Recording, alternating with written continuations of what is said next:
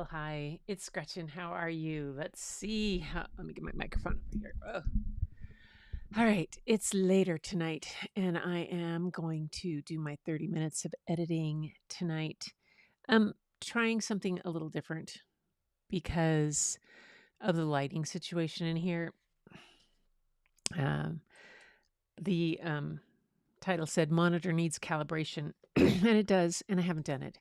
Here's my little calibration tool. I've had this little, Spider 5 Pro is fairly old. Let's see. I think I've had this calibration tool since it is well over 10 years and more likely 18 years that I've had this calibration tool. So it works. It still works. It still does its job, although the newer ones have all kinds of things, but there's no reason to get a new one. I just probably need to use it. But what I did tonight to try to help myself out a little bit is I've turned off the overhead light in the room. It's dark outside, of course, and the room is fairly dark except for my couple of video lights. This one up here, you can't see me point that way, right up there, is only at about 8%. And then I have one just behind me. Probably doesn't even need to be that bright. It's at 17%. Let me turn it down. And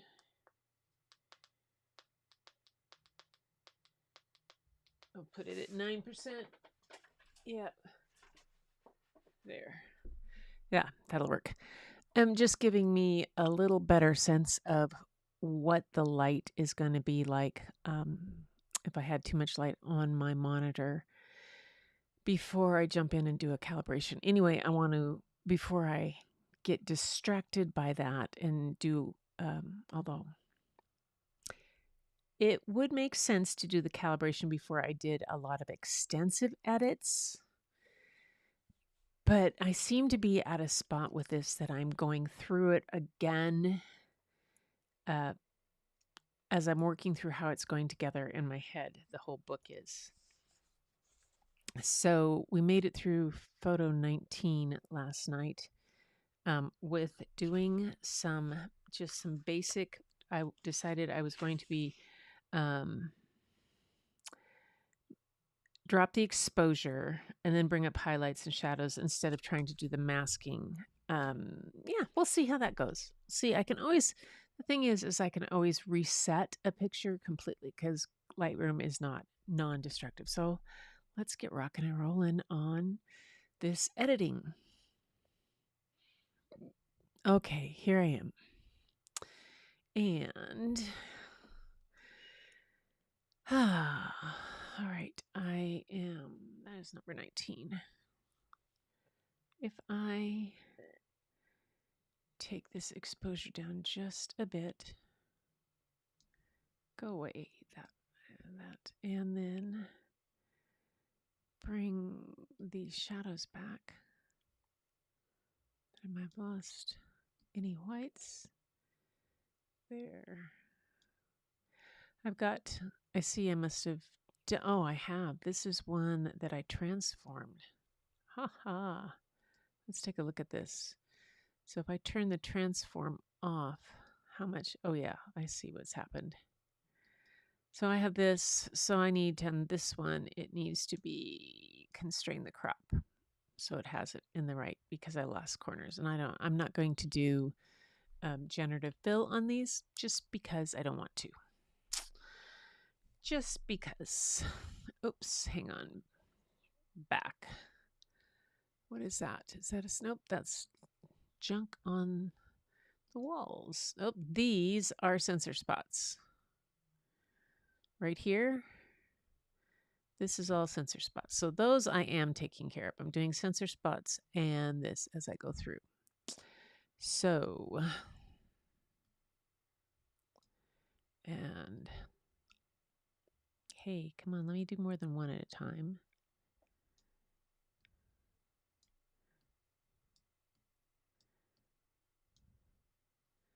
And There's a bit of one there. There's a bit of one there.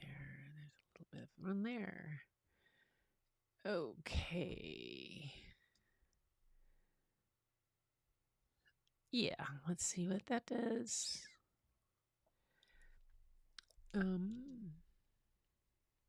So the sensor spots, like I talked to you about beforehand, are from the dust on the sensor on the infrared camera. The camera is over there. See, evening yawning already is over there, and I will bring it out on another edit to show you what that's like. Okay, this is a sensor spot right here. Also, remove. I think, yeah, it was. Okay. Hey, got that.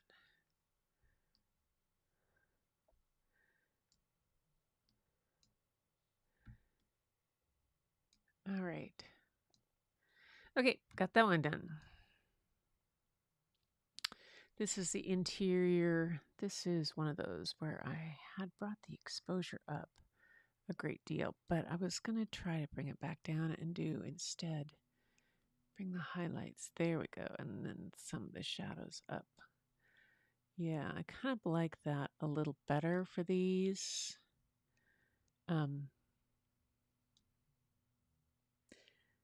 Just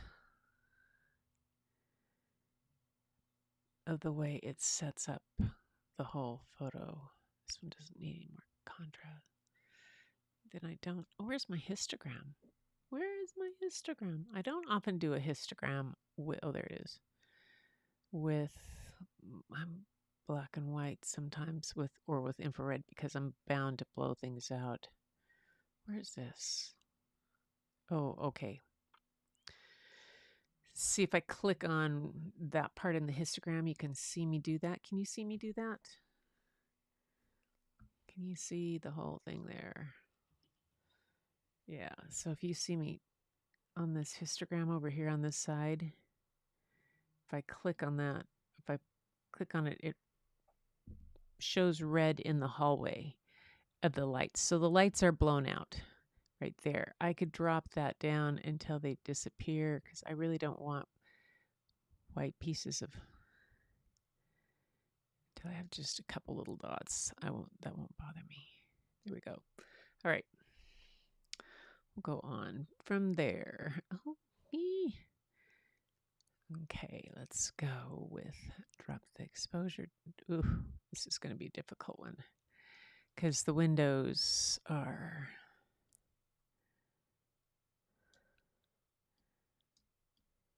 okay.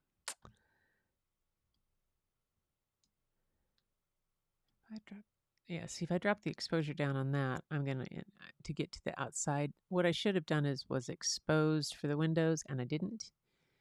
But if I then do this, see, that's too much. I cannot do that. So this one, too much on that. There we go.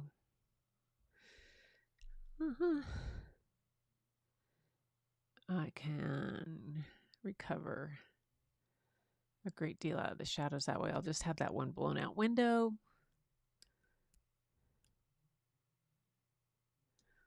We'll go from there.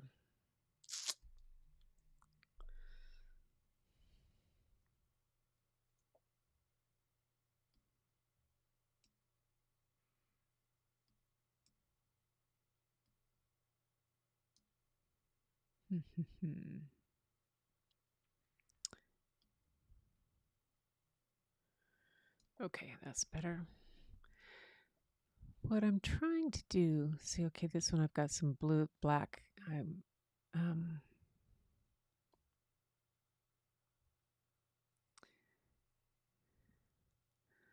So I'm just rid of that, but then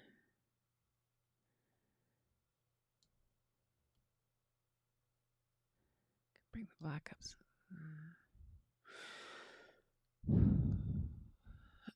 My main focus on this one is the woodwork, is the details in the fireplace.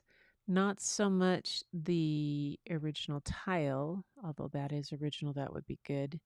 I can come back probably and give that a mask at some point, but the important thing is the woodwork and to get it to be showing the way I want it to with some clarity. Yeah. Okay. Oh, goodness. Goodness, Gretchen. We're excited about these places. So one of the things when you're doing a project like this and you're just kind of letting it go through your head, and we had no idea where some of these places were. Literally, I was from day to day, I didn't know where places were because I didn't know where we were going to be traveling. So we would have had made a decision on how far we were going to go. So I would put into ChatGPT the, starting in, say, Indianapolis, going to, to Council Bluffs or whatever Iowa, wherever I was going, how many miles I was traveling, whatever that, along the I-80 or I-70 corridor that I was traveling, identify all the Carnegie Library buildings within a 25-mile distance from that core highway, and give me their addresses and their current status. Please only include buildings that are still standing and in use in some way. And so I got a bunch that were libraries, or some that were museums, some that were veterans halls. So you never knew what they were going to be or where. And so each day it was a little different to do this. Oh my gosh, I really blew that white out. So there's not a lot I can do with that other than crop out those lights. And the whole part of this one right here, my main thing on this whole photo is the windows, is the original windows. So that's more what I'm looking for, and that's not going to do much for me, is it? Okay. Huh. So we'll have to decide whether this one is going to be turned to, I think it's red. Yep, I'm going to change it to red because red means I have to decide whether or not I want to keep it. Anyway, so I never knew from day to day where I was going to go. So I would get someplace and I would be so excited about it. And then I would forget to do things like, oh yeah, watch, there's windows. You got to expose for the light from the windows. And I didn't want to be carrying a tripod into a library. And it was just probably not the best thought out way to do things, but I did. That's what I did. So now that's what I'm working with. So I'm going to make it work. These beautiful columns that were wood in this that are original, those are what I want to show. And then that shows the lights too. Okay. Hey, Randall, how are you? Good to see you, sir. Yeah, I am at the point now where I've gone through everything. I'm down to 120. I've gone through and transformed them all that I want transformed, that I want to be straightened if they needed to. And now I watched one of the videos on my computer. I mean, not on my computer, but on my television. And they were very different than looking on my monitor. So I realized my monitor probably needs calibration again. But I didn't do it. I've been really into this, and I've got my calibration tool, like I said, right here. And So tonight I thought I'd been out and about all day, and so this is my last video for the day. And I thought I would try it by turning off my overhead lights, and it's dark outside. It makes the room darker, although I have my one Ulanzi key light on up there, but it's only at 8%, just to see if it made a difference on that. I'll see. I'll watch it on the TV, this, and see how it does. Because if I'm editing these, I don't want to be completely editing at the wrong calibration and having them be completely wackadoo. But also, what I'm doing right now is I was going through earlier and trying to mask some things, and was running into a lot of, and I can mask pretty well. I got masks down, and it just wasn't getting what I wanted it to get. So instead, what I'm doing is now just kind of going through and kind of reducing a lot of the exposure on some of them, and then pulling up shadows and highlights, seeing if I can work in general that way from it. I don't know if it's the best solution, but it's a thought process. And also, as I'm doing this, I am taking out sensor dust, which is a major thing with infrared. And as you can see, they're fairly grainy. I call them grainy. People would probably call it noisy, but these are in infrared, and these, they're old buildings. They can be this, and there's a big. Oh, I wonder. Oh, this has a plastic, not a plastic, but a glass piece across the door to protect it from people going down there, because it's the original door and floor. They didn't want people down there. And I wonder if the detail, where is that reflection tool?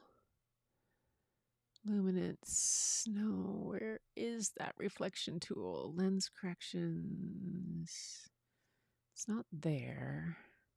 Randall, do you remember where they put in that reduced reflection? Wasn't there? Was it in reflections? There it is. I found it. Okay. See if it will work on this one. If it will take the reflection off that window. Oh, nope. Standard.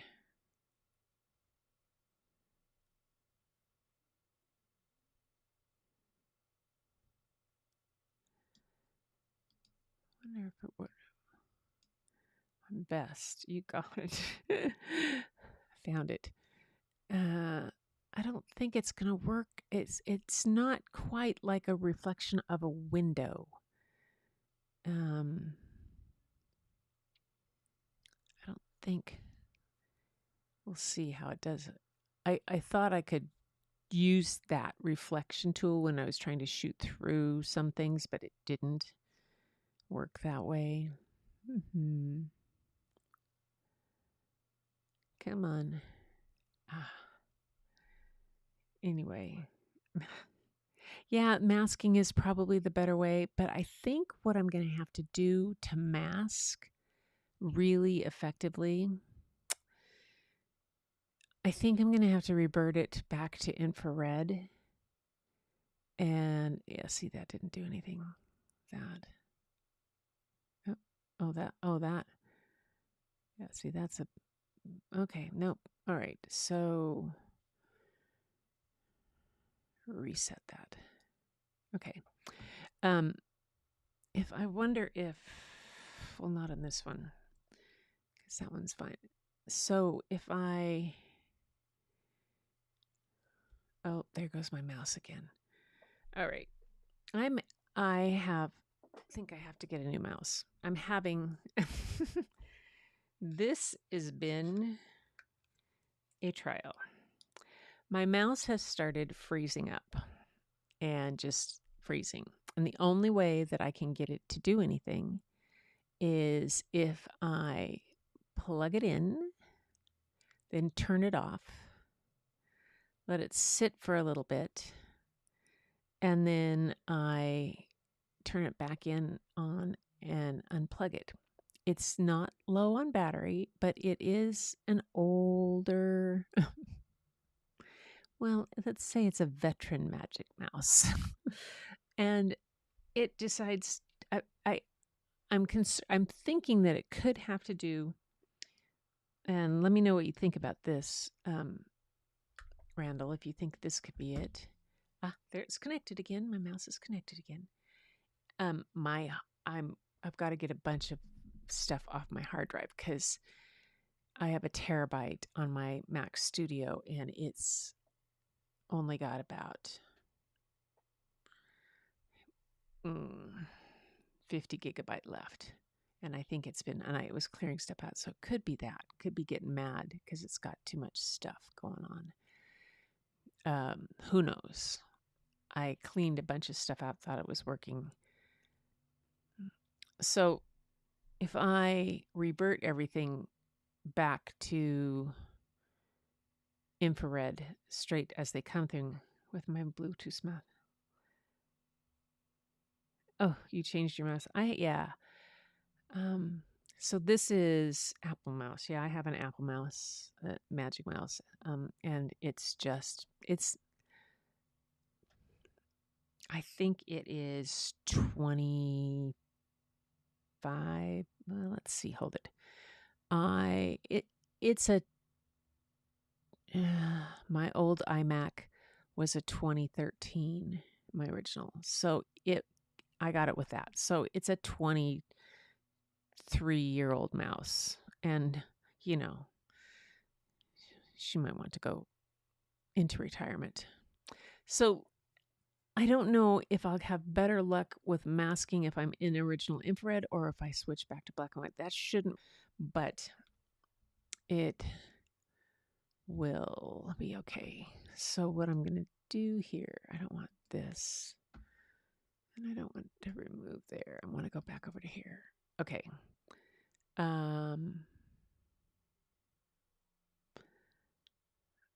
This is where I'm thinking that if I drop, yeah, see, this is not real tack sharp, but it is tack sharp in this detail up here on the corbel that's underneath this fireplace, original fireplace. And that's what I was trying to look at. So I can crop way down and have that. And that's what I want to do. I want them to show there so I can drop the exposure down and then get with the clarity. Yeah. That was kind of abrupt. But darking does make it sharper. Yeah. I know that some of these are probably not the sharpest, but I'm more interested in some of the details. So there'll be details that I want, and the feel of some of them. Like I said, I could not take a tripod into any of these buildings at all. So that was kind of a thing. All right. Yeah, see, like here, I can bring the exposure down, and then I can bring the shadows back up for details and the highlights that I want. Maybe bring. We'll see. We'll see what kind of look I want to do.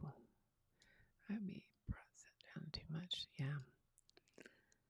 I was trying to mask the sky on these, and it was not doing a real good job of it. Let's see, it's missed the part over here, but I don't think that there was some stuff out there. That's not bad. I mean, I'll have to come back to that. I'll have to reset that. That's a thing I can work at. We'll just delete that one. So what I'm also doing rather than do the detailed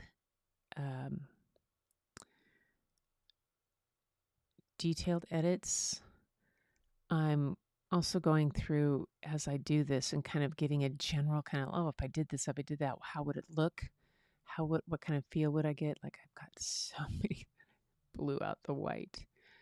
Yeah, but only that was a reflection there on that. I wanted that on the woodwork. Yep.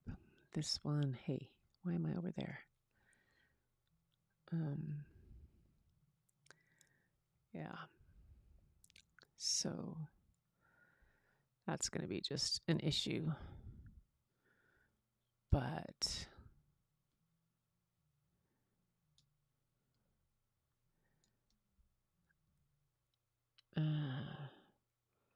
this one, I think I have a better one of the fireplaces.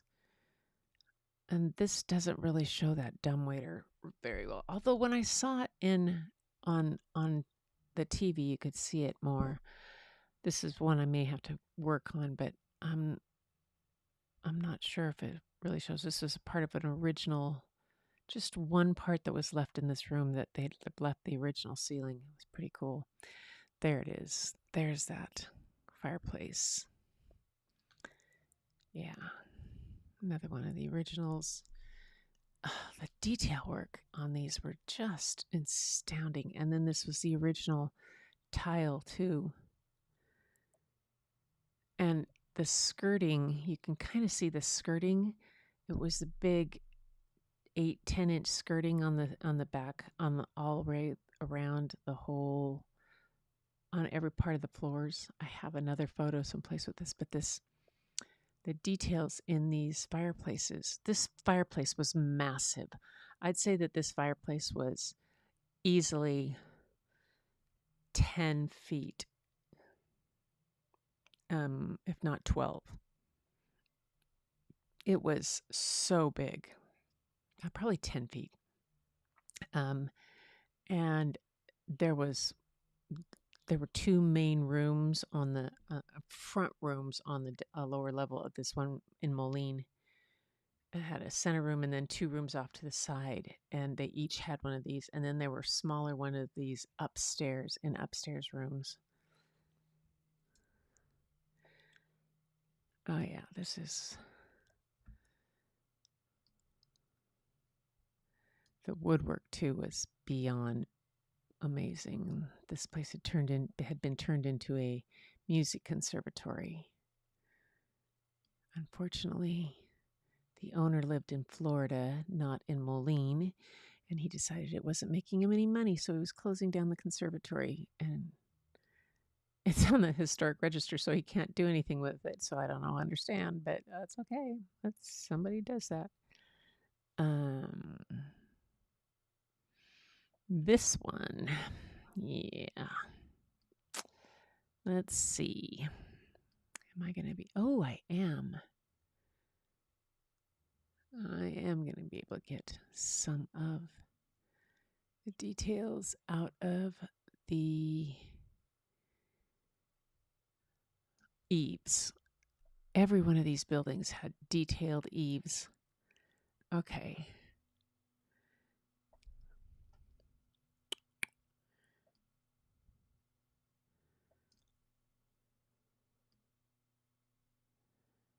All right. All right, we'll be able to work with that. Sun flare. That's okay.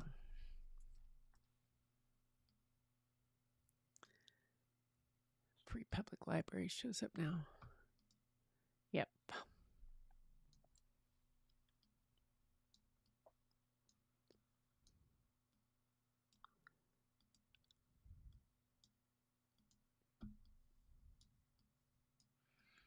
Anyway, okay.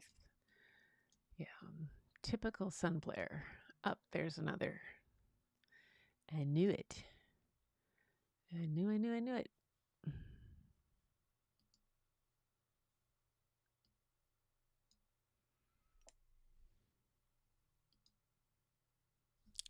Sensor dust. Lovely sensor dust. Thank you. There we go. The all over dust removal, that the new thing that Lightroom has, that you can apply dust removal and apply it to all things, and it goes through pretty well. I did that. Oh, I'm glad you like the circular flare. Yeah, I do too. On some of them, I really do. It makes something about these old buildings, or about infrared. It does some cool things. But that new tool that they have for the dust removal. Oh, hi. Hey, Carlos. How are you? Welcome, sir.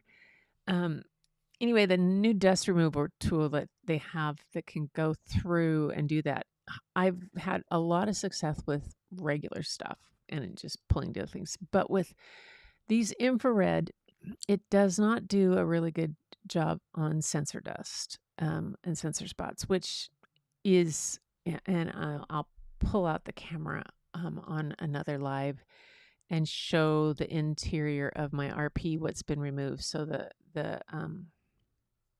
it's just the whole filter that is everything that makes a thing a color has all been removed. And so then I have a infrared snap-in filter that's, I think on these I either had the 720 or 850 NP on it. And it just gets in. And it's a Canon RP. And I have a 35 millimeter STM on it, which is not weather sealed. But a lot of the ones that are weather sealed that would be great, are worse with sun flare. It's a real interesting thing on which ones are terrible on sun flare and some that are not. And the 35 millimeter is pretty good, but it's also not weather sealed. So when you're in a van traveling across country, hopping out in places in the Midwest, yeah, I got some dust.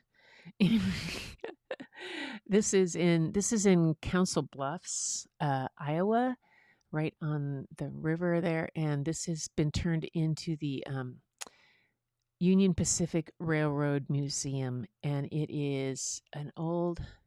What year was this one? I can't remember what year this was. Was this 1904, 1905?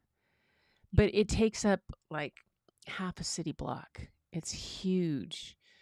The details, the dental work, and see back here where they added a new section to it was added like in, I don't know, I think in the 30s. So they added, it still had the same kind of brickwork, but not the same kind of dental work. But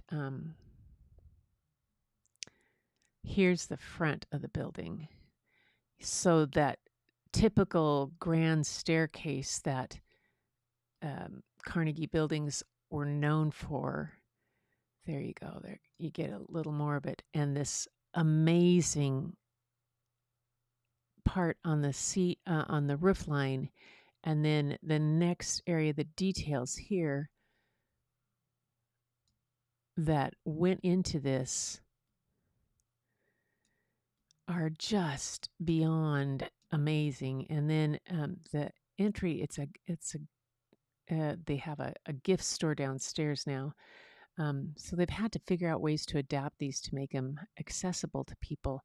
But they always had these grand staircases, and a gift of Andrew Carnegie, and these columns on some of them. It's funny how from town to town, how they changed this. Yeah, this one was 1904, 1905. It was built. And this kind of amazing. And even the lights.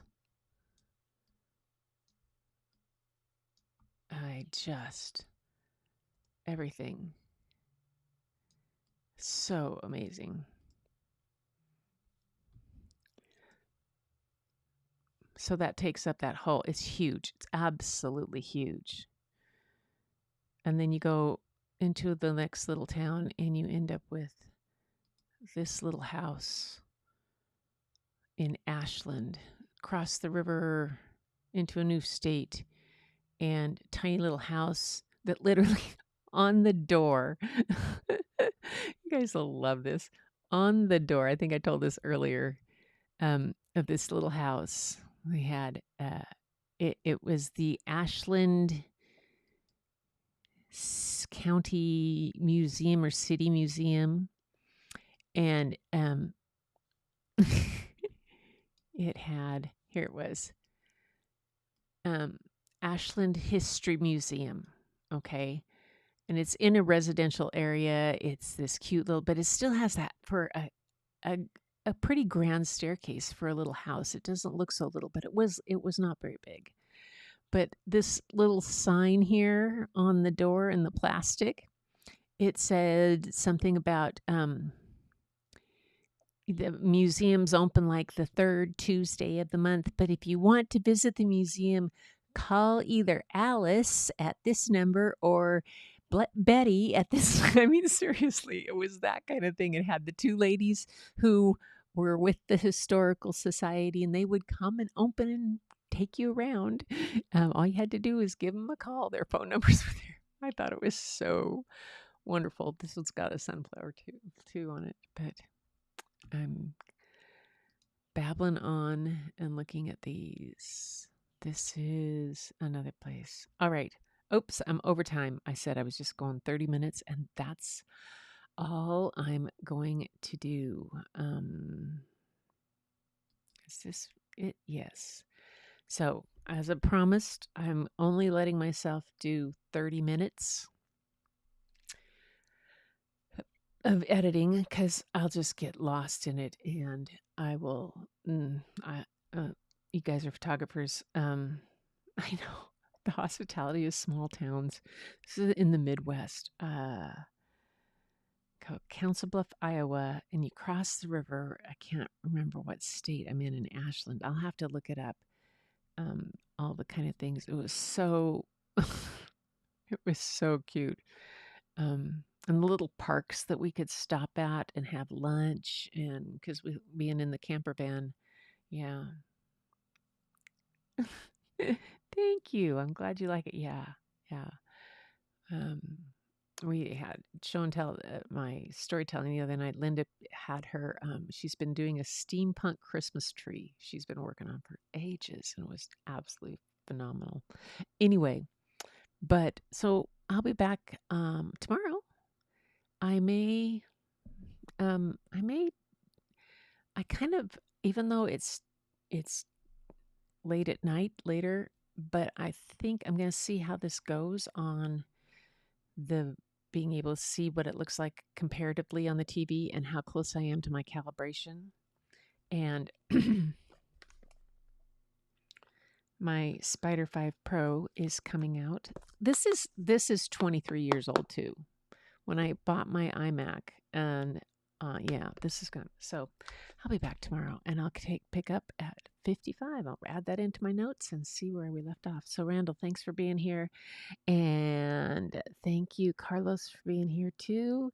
And you guys, anybody else who catches this on the replay, I appreciate you being here, working through this. This is how I'm making it through this project. It's one project out of many in my head, and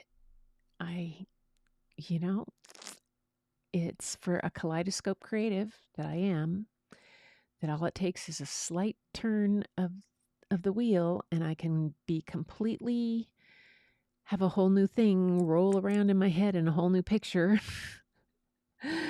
So having this 30 minutes and focused is ideal for me. It's really working. So until next time, everybody, take care and keep looking for the beauty hidden in plain sight. It's all around you. You know that. But the first place you'll find it is go look in your mirror. And I will see you at my next editing session or someplace else out on the interwebs. Talk to you soon.